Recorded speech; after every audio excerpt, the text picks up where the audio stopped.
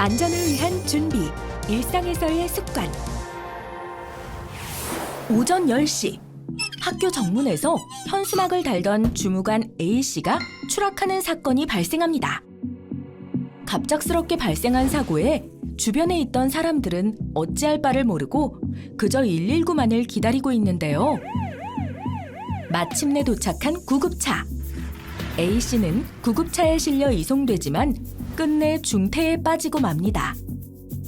어떻게 하면 주무관 A씨가 심각한 상황에 빠지는 것을 막을 수 있었을까요? 이미 발생한 사고는 되돌릴 수 없지만 중대한 사고 발생 시 피해를 최소화할 수 있는 행동 요령이 있습니다. 사고가 발생했을 때 최초 발견자는 즉시 작업 중지 명령을 내리고 재해자의 의식을 먼저 확인해야 합니다. 그리고 사고 발생을 주변에 알려 도움을 요청하고 빠르게 현장에서 역할을 분담합니다. 위급할 때는 더욱 어려울 수 있는 119 신고 방법. 꼭 기억해야 할 올바른 신고 방법에 대해 알아볼까요? 119에 응급 전화를 한 후에는 상황 발생 장소, 사고 현황, 부상자의 수, 대략적인 나이, 의식 상태 등을 되도록 자세히 전달하고 119의 응급 조치가 원활히 될 수 있도록 전화를 끊지 않고 유지해야 합니다. 그리고 스피커폰으로 119의 지시에 따라 주변 사람과 함께 응급 조치를 시행합니다. 여기서 잠깐! 학교 현장에서 자주 발생하는 사고 유형과 초기 대응 요령에 대해 알아볼까요? 학교 현장에서 가장 자주 발생하는 산업재해는 추락, 감전, 화상인데요. 그중 추락사고 발생 시 초기 대응 요령은 다음과 같습니다. 먼저 재해자의 의식과 호흡을 확인해야 하는데요. 만약 재해자의 호흡이 느껴지지 않는다면 바로 심폐소생술을 실시합니다. 양손을 깍지 낀 상태에서 손바닥의 아래 부위만을 재해자의 흉골 부위에 접촉시킵니다. 이때 처치하는 사람의 어깨는 재해자의 흉골이 맞닿는 부위와 수직이 되게 위치해야 합니다.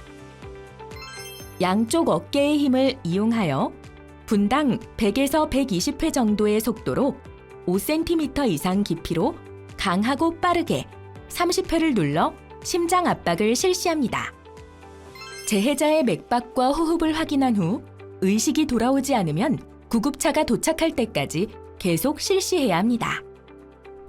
감전사고도 많이 발생하는 사고 유형입니다.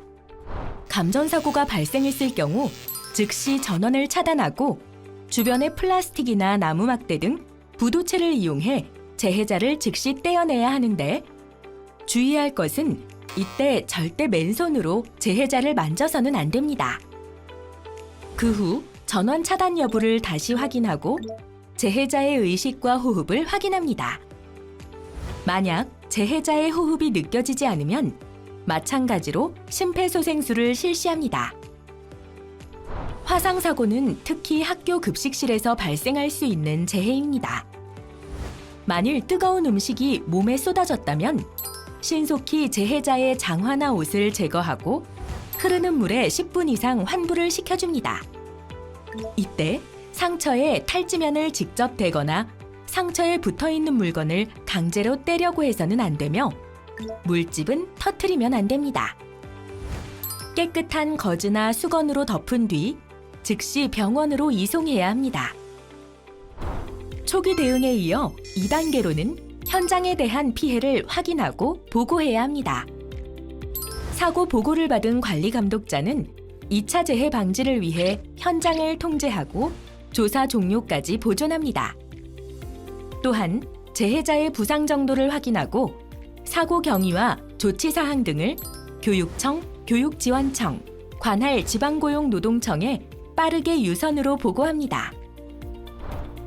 마지막으로 재해의 재발을 방지하기 위한 대책 마련에도 노력을 기울여야 합니다.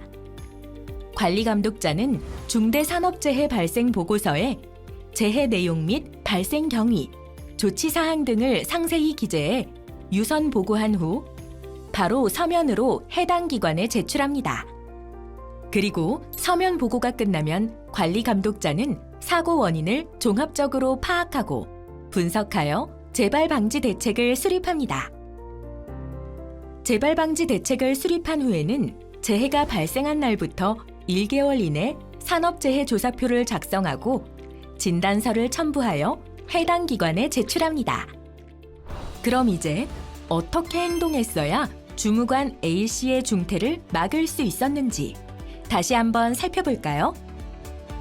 첫 번째, 작업 전 사전 회의를 통해 위험 요인 점검과 개선, 안전 수칙 등을 교육해야 합니다. 두 번째, 작업 시에는 반드시 안전 장비를 착용해야 합니다. 세 번째, 사고가 발생한 경우 작업 중지, 119 신고, 응급 조치 등을 최대한 빠르게 실시합니다. 사고는 언제 어디서든 발생할 수 있습니다. 하지만 철저한 사전 교육과 대응 훈련을 통해 빈번히 발생하는 학교 현장 산업재해를 충분히 대비한다면 피해를 최소화할 수 있을 것입니다. 모두를 위한 안전, 함께하는 안전동행. 서울시 교육청이 함께합니다.